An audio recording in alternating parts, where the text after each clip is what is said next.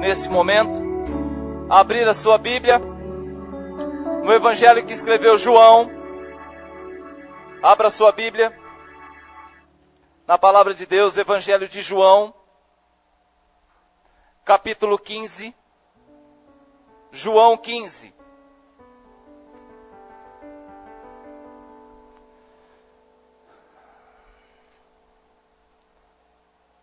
Gostaria muito que você estivesse muito atento ao que o Senhor tem nessa noite para falar com você. Essa palavra o Senhor me deu ela ontem.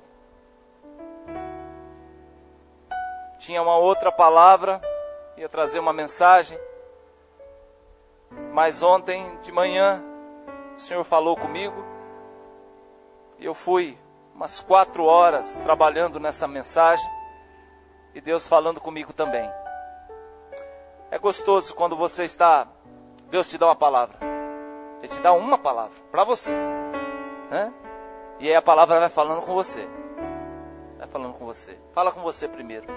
E vai tratando de você. Ah, meu querido, como você se agiganta quando Deus fala com você. Como você fica forte. Como você se anima quando você percebe que Deus está falando com você. Capítulo 15 de João, verso 16.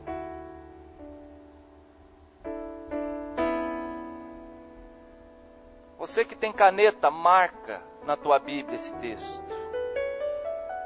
Muitos irmãos têm até aquele marca-texto.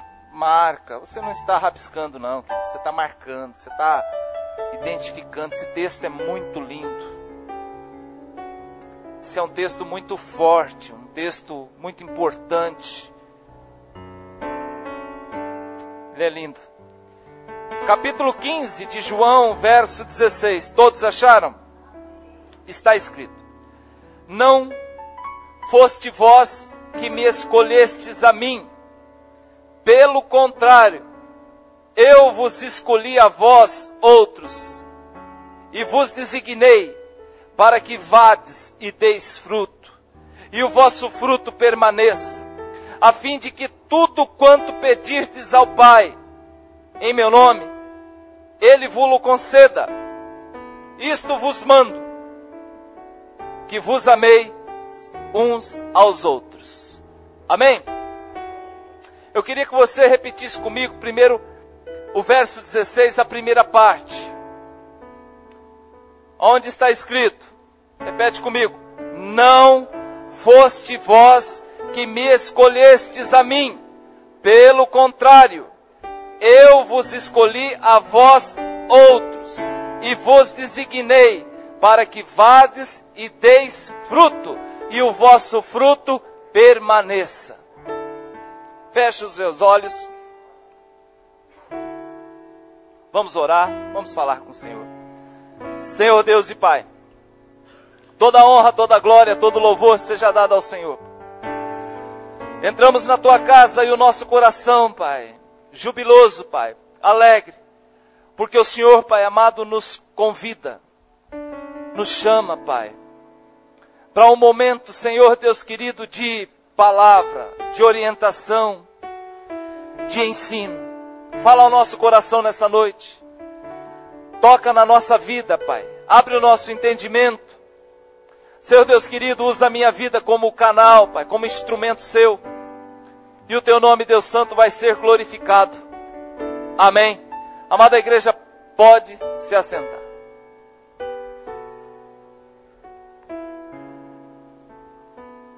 Eu poderia dar alguns títulos para essa mensagem, mas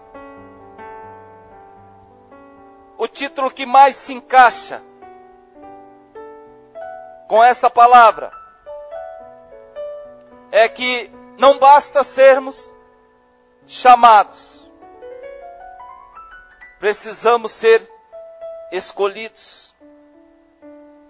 O Senhor aqui ele diz: olha, não foste vós que escolhestes a mim. Não foi você que me escolheu. Não pense você que aquele dia onde você levantou a sua mão, você falou: olha, eu vou abrir uma exceção para Deus, vou entregar minha vida para Ele, porque eu senti no coração que daqui para frente eu vou servi-lo. Não pense você que naquele dia, depois de passar naquela situação, por tanta provação na tua vida, por tanta tribulação, por tantas provas, você falou, não tem mais saída. O negócio é verdadeiramente entregar minha vida para o Senhor Jesus. Eu vejo as pessoas fazendo isso todos os dias. Na minha casa eu vejo que muitos já o fizeram. E como a vida dessas pessoas melhoraram. Então, eu também vou fazer a mesma coisa. Eu escolho, eu determino, eu declaro que daqui para frente eu vou servir ao Senhor Jesus. Você prestou atenção no que nós lemos? Quando ele começa o versículo 16 dizendo, não. Pronto, o Senhor Jesus é assim. Ele já diz logo para mim e para você, não. Não é assim. Não pense você que você é o rei da cocada branca, Djalma. Não pense você que você está no controle das coisas, não. Não pense você que foi você que determinou o dia, não. Não pense você que você acha que você está no controle, está com as rédeas na mão, não. Não, começa assim. Nós poderíamos pregar em cima apenas desse não. Não foste vós, querido. Não foste vós que me escolheu. Pergunto para a igreja, o que é bom, o que é gostoso na vida? É escolher?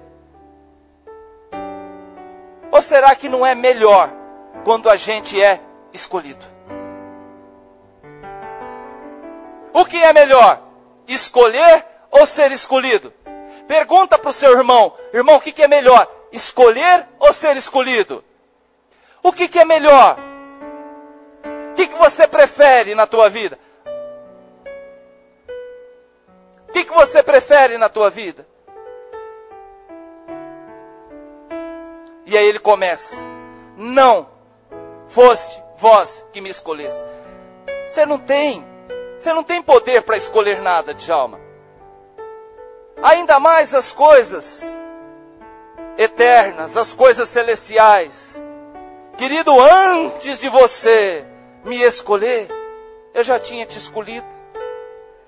Eu já tinha te separado. Eu já tinha na minha caderneta, há muitos e muitos séculos e séculos e milênios atrás, eu já tinha o seu nome. Eu já tinha rascunhado a sua imagem. Eu já tinha desenhado o seu jeito, da forma que você seria, da forma que seria o seu corpo, o seu cabelo. Eu já sabia do jeito que você ia andar. Olha, Djalma, eu já sabia que você ia gostar de pudim.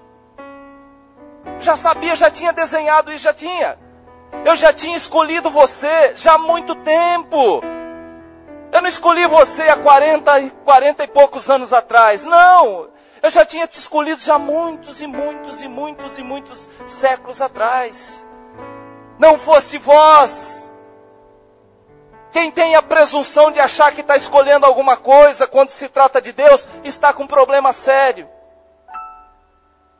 Está com um problema de autoafirmação. Está com um problema de identidade. Você não tem o poder de escolher nada, o Senhor já te escolheu já faz muito tempo, querido. Não foste vós que me escolheste. Não foste. Pelo contrário, eu vos escolhi. Amém? Existem pessoas, nós conhecemos pessoas tristes. Nós conhecemos pessoas amarguradas. Nós conhecemos pessoas que se acham a pior coisa que existe. Nós conhecemos irmãos que não acreditam no seu próprio potencial. Nós conhecemos pessoas que vivem se lamuriando, se lamentando. Olha, pessoas que reclamam de tudo, pessoas que se acham excluídas. Pessoas que nunca trazem uma palavra de ânimo, mas sempre está trazendo uma palavra de tristeza, uma palavra de derrota.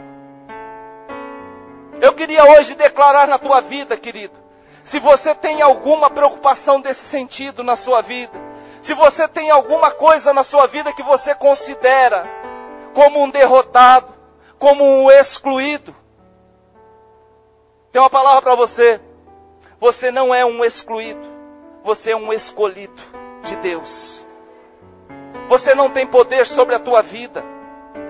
Pare de ficar se lamentando. Pare de ficar lambendo as próprias feridas. Elas nunca vão cicatrizar desse jeito. Para de ficar expondo o seu opróbrio, a sua tristeza. Acredite que tem alguém por trás da sua vida, que é Deus, e Ele é muito maior que os seus problemas. Amém? Não foste vós que me escolheste, eu que vos escolhi. Você sabe por quê? Porque Deus não é como as pessoas. As pessoas têm o seu padrão de escolha. E nós nos nivelamos, nós avaliamos. Deus escolhe do jeito que o homem escolhe. Não. Deus não tem o mesmo padrão de escolha que o homem tem. O homem, as pessoas, eles buscam apenas os melhores. O homem, as pessoas, eles buscam os mais fortes, os mais preparados, os mais inteligentes. Buscam aqueles que estão prontos. Buscam aqueles perfeitos. Você sabe por quê? Porque é o homem. Porque é o homem. O Pai não. O Pai não busca esses. O Pai não está preocupado com esses. O Pai, Ele está preocupado, Ele está procurando. Você imagina uma mãe. Uma mãe tem 5 filhos. 5 filhos. Dentre 5, 4 são perfeitos. Perfeitos, saúde perfeita. Saúde perfeita. Capacidade de raciocinar perfeita. Capacidade de se locomover perfeita. Inteligentes, vão bem na escola. E ele tem um mirrado no meio. Essa mãe tem 4 filhos, nota 10. Mas ela tem aí um no meio, doente. Tem um que ele precisa estar sempre ali sendo acompanhado. Tem problemas de saúde, problemas seríssimos, não consegue se locomover sozinho, precisa da ajuda, tem dificuldade para ir na escola, vive mais no hospital do que em casa. 5 filhos tem essa mãe. Pergunto para você, qual é o filho que essa mãe tem mais cuidado? O quebrado, o machucado, o necessitado. Assim é Deus.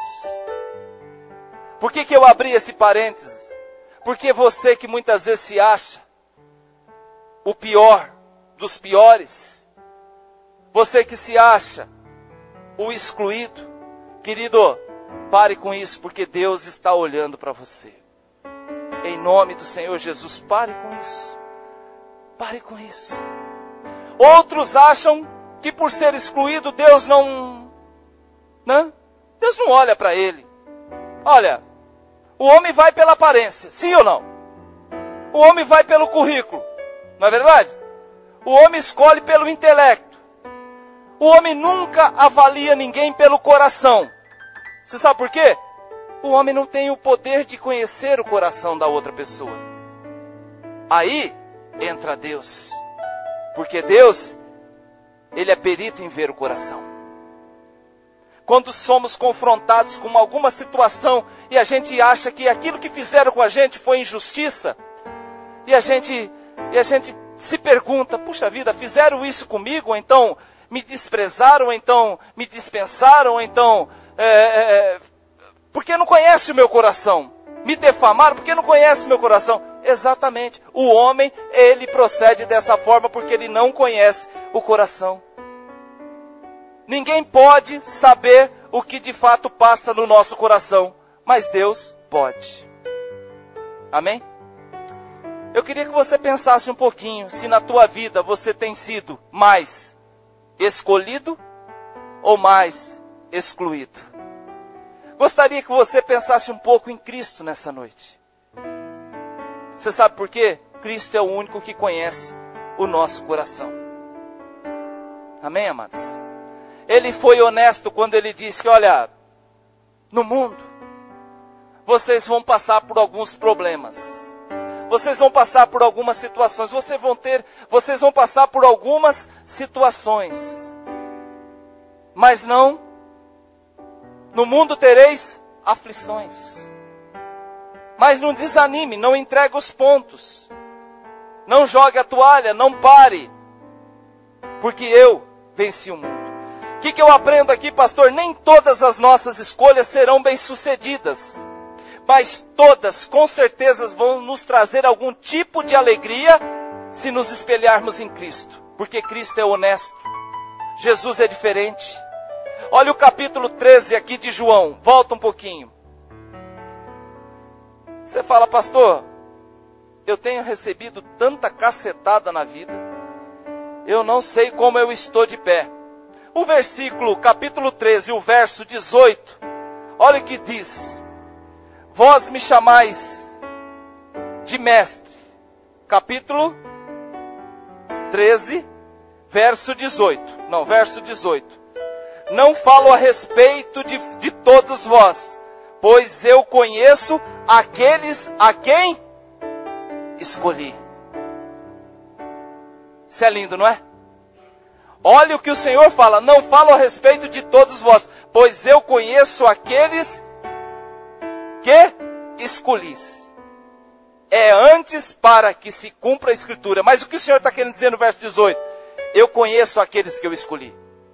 Então eu sei o quanto você suporta. Eu sei o quanto você aguenta.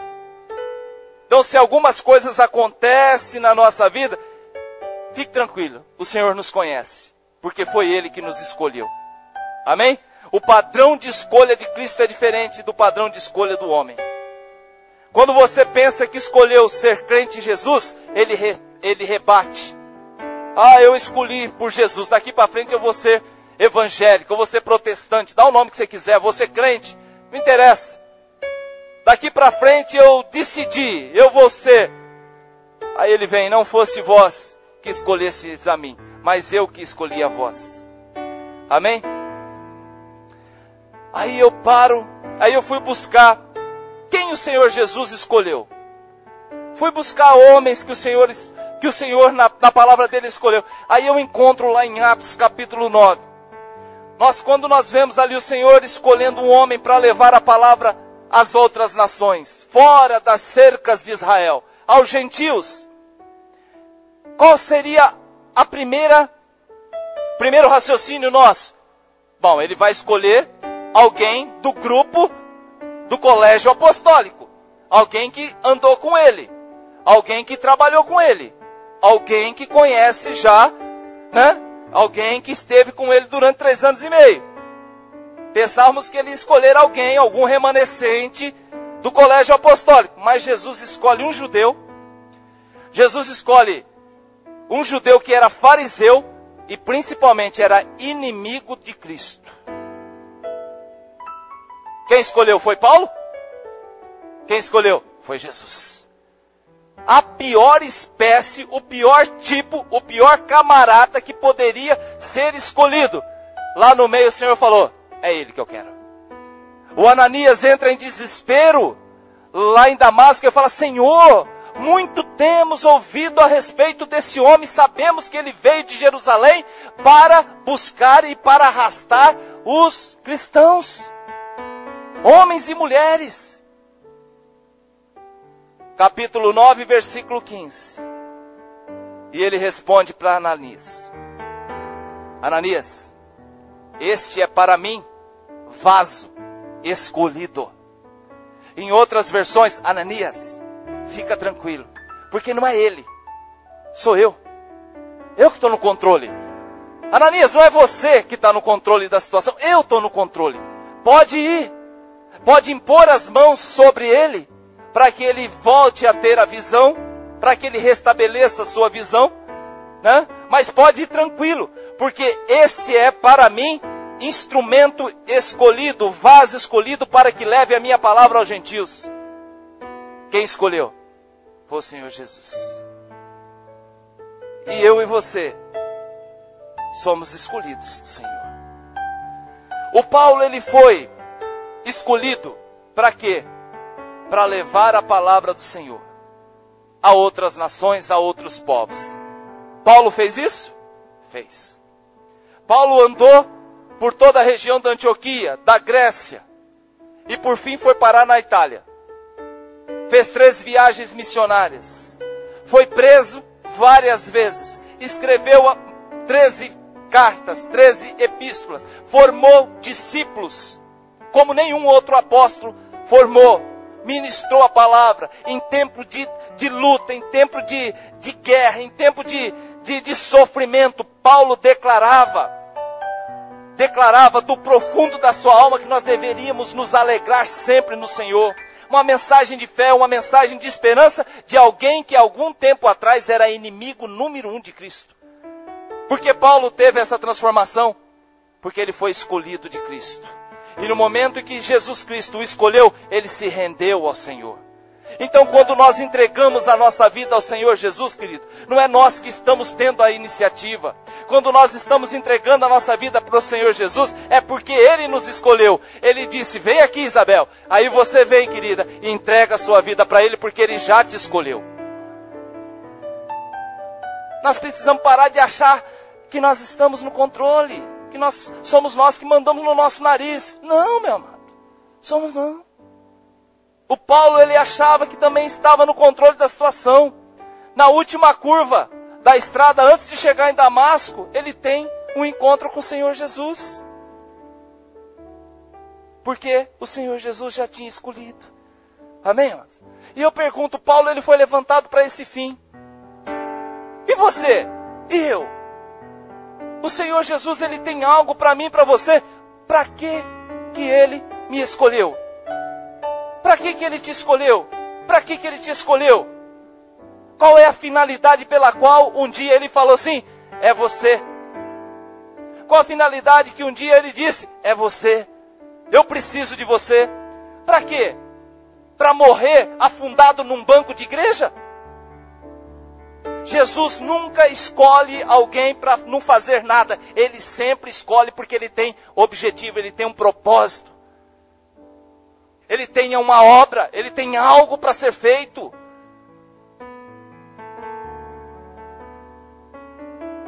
Quando era para fazer um trabalho importante, o Senhor sempre levantava alguém. Uma obra, tirar um povo do Egito. Começar a reiniciar uma família, um povo escolhido. O Senhor sempre levantava alguém. Amém? O homem, geralmente, ele erra nas suas escolhas. Porque tem os seus métodos de avaliação. Mas Deus, ele não erra, querido. Se um dia Ele te chamou para a casa dEle, acredite que Ele te escolheu e tem algo para a sua vida. Aí precisa fazer o que Paulo fez, né? Senhor, e aí? O que o Senhor quer que eu faça? Josué falou, Senhor, e aí? O que o Senhor quer que eu faça? Tem que fazer igual Isaías disse. E aí? Eis-me aqui. O que o Senhor quer que eu faça? O que o Senhor quer que eu faça? Amém? Você é importante para o Senhor. Ele te escolheu para algo magnífico ainda nessa terra. Você vai viver aqui 90 anos, 100 anos, 80, 90, 100 anos. É um tempo curto. É um estágio pequeno daquilo que o Senhor quer que você faça. Já pensou passar por esse período aqui na terra e não fazer nada? Imagine, pastor, mas eu já estou com 60, eu já estou com 50, e eu vim para o Senhor Jesus agora que eu estou entendendo as coisas do reino. Querido, comece a trabalhar então. Arregace as mangas, meu amado, e vai para cima, e vai trabalhar para o Senhor Jesus. Né? Como eu ministrei esses tempos atrás, é agora ou nunca. Ou vai, não tem o que mais. Não tem esse negócio de reencarnação. Não existe isso, querido. O Senhor disse na palavra dele, ao homem foi concedido morrer apenas uma vez, depois vai vir o juízo, acabou. Não tem. Não tem. Às vezes as pessoas me perguntam, pastor, mas esse negócio de karma que a gente tem que passar aqui, a gente vai ter outra oportunidade. Não vai, meu amado. Não vai. A Bíblia me proíbe especular em cima disso. Pastor, mas esse negócio diz é o seguinte, ó, eu vou nascer, eu vou viver, aí eu vou morrer, aí eu fico um tempo lá, aí eu melhoro, aí eu desço, melhor, aí eu melhoro mais um pouco e assim eu vou até alcançar, né, o espírito de luz. Falei, meu amado, é o seguinte, se fosse esse sobe e desce sempre melhorando, o mundo não era para estar melhor, por que está pior? É um sobe e desce, melhorando, melhor aqui, melhor lá, não é assim? Não era para estar melhor? Por que está pior? Por que nós vemos as barbaridades que nós vemos hoje? Jesus Cristo, Ele está no controle, Ele nos escolheu para viver aqui uma única vez. Aproveite e viva o melhor que você pode. Amém, mano? Você é importante demais para o Senhor. Ele te escolheu para algo magnífico aqui na terra. Isso aqui, meu amado, não é apenas um jargão religioso. Não é algo que sai da boca dos profetas e dos pastores todos os dias, não. Deus te escolheu para algo maravilhoso. Não, querido. Deus verdadeiramente, Ele te escolheu para algo magnífico aqui na terra. Você vai viver uma vez só e viva direito. Viva bem. Aproveite. Viva com paixão. Entregue sua vida para Ele. Deixa Ele conduzir o teu caminho, a tua vida, a tua vereda. E você vai ver, querido, que você vai ser uma pessoa muito feliz. Pastor, mas Ele escolheu todo mundo? Escolheu. Mas abre a tua Bíblia no capítulo 22 de Mateus, no verso 14. Tem muitos que foram chamados. Foram muitos chamados. Pastor, Ele chamou o mundo todo? Chamou. Então por que nossa igreja hoje tem apenas uma centena de membros? Mateus capítulo 22, verso 14. Ele nos responde. O Senhor Jesus mesmo, Ele nos fala. O que está escrito no capítulo 22, verso 14? Porque muitos são chamados. Ele deixou alguém de fora? Não. Qual é a intenção? Qual é o propósito dele? Ele chama todos para viver o que Ele tem para que você viva. Porque muitos são chamados, mas poucos os escolhidos. No final, são poucos os que sobram, os que permanecem, os que ali continuam, os que acreditam, os que entregam a sua vida de fato para o Senhor Jesus. Qual é o método que faz o Senhor chamar muitos e escolher poucos? Qual é? Interessante essa pergunta. Qual é o método que o Senhor utiliza para chamar muitos, porém escolher poucos? Repete comigo. O meu coração. Voltando lá atrás. Ele conhece o coração. Aleluia. Ele conhece o coração. Na casa de Jessé, capítulo 16 de 1 Samuel. Quantos foram chamados? Muitos. Passaram ali 7 filhos de Jessé. Muitos foram chamados. Quando entra primeiro,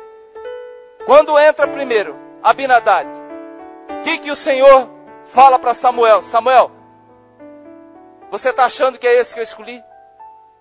Esse foi chamado, mas não foi o escolhido. Senhor, mas olha o tamanho dele. Ele tem jeito de rei, tem corpo de rei, tem músculos, é guerreiro já do exército de Saul, é o rei, é o cara. Samuel, você vê a aparência, só que o método para escolher é o coração. O homem vê a aparência, mas Deus vê o coração. Muitos foram chamados, Samuel. Muitos aqui, todos eles, os 7 filhos de Jessé foram chamados. Mas o meu escolhido está lá no pasto, vai buscar. Ele é o escolhido. Amém? Não adianta você fazer as coisas, querido, ali para o homem ver. Não interessa. Aqueles homens estavam desfilando ali na casa de Jessé para Samuel ver. Não adiantava. Não adiantava ali colocar a melhor roupa. Não adiantava colocar ali a melhor armadura de soldado. Não adiantava ali ele apresentar os diplomas dele, né? Os filhos de Jessé, não adiantava. O que o Senhor estava vendo era o coração. O método que o Senhor tem para separar os chamados dos escolhidos é o coração. O coração. Não adianta você fazer as coisas para Samuel ver. Não adianta você fazer as coisas para o pastor Djalma ver. Não adianta você fazer as coisas para o seu irmão ver, querido. Faça as coisas para o Senhor ver. Porque o Senhor vê o coração. Deus está buscando, antes de mais nada, coração disposto. Disposto a quê, pastor? A ser dele. Entrega a tua vida, entrega teu coração, entrega a tua alma para o Senhor Jesus. Tem isso na Bíblia, pastor? Tem.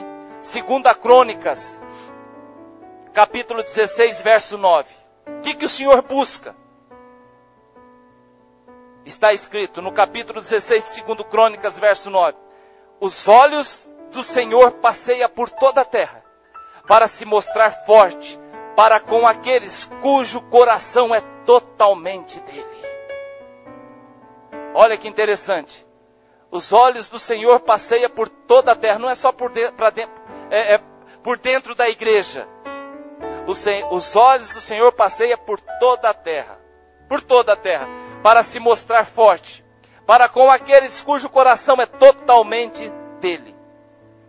Amém? Está preocupado se você tem 2 metros de altura, se você tem 1,5 metro? Não está preocupado se você pesa 40 ou 120. Não está preocupado com isso. Deus está preocupado com o seu coração. Amém? Em Apocalipse capítulo 2, verso 23, ele diz: eu sou aquele que sonda a mente e o coração. Olha o risco que nós corremos, querido.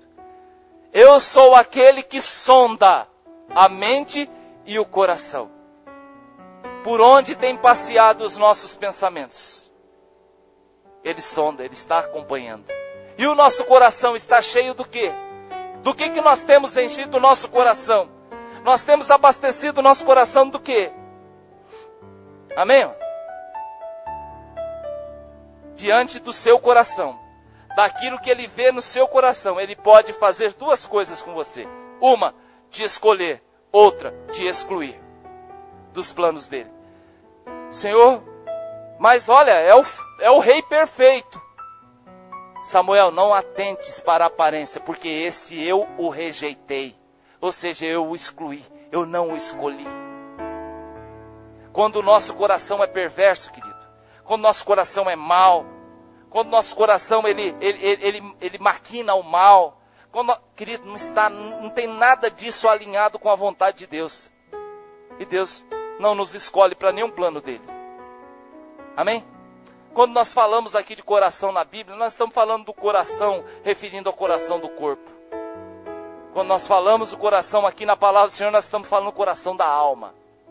Nosso coração do corpo é o que faz com que nós venhamos a viver. Ele bombeia sangue para o cérebro, nutrientes para o corpo todo. Quando ocorre a morte cerebral, o que acontece? O coração ainda ele tenta. Quando aconteceu a morte cerebral, ele continua ainda tentando, lutando. Nosso coração espiritual também é assim. Muitas vezes o Senhor está tocando no coração. A gente já está com o coração tão rançoso, tão envenenado, mas vem uma palavra, ele fica tentando ali. Ele fica tentando nos reanimar, para que o nosso coração, a nossa alma, reviva, se recupere e torne só dele. Olha o que ele diz: os olhos do Senhor passeiam por toda a terra para se mostrar forte para com aqueles cujo coração é totalmente dele.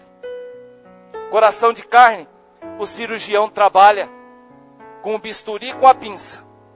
coração da alma, Deus é um ferreiro. Com a marreta, a bigorna e o fogo. É ali que Deus trabalha. Glória a Deus.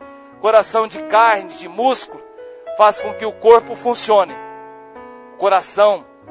O outro coração faz com que a alma viva. Deus não nos escolheu pelo nosso coração de carne. Deus escolheu pelo nosso coração da nossa alma, nosso sentimento. Aquilo que a gente pensa, aquilo que a gente vai acumulando dentro da nossa alma, aquilo que a gente vai trabalhando na nossa vida. Eu, quando conheci o Senhor Jesus, eu estava com o meu coração de carne doente. Estava bem debilitado. O médico queria urgentemente fazer uma cirurgia, né? Mas Deus conhecia o meu outro coração, conhecia a minha alma. Quando Davi aqui, ele pede para o Senhor,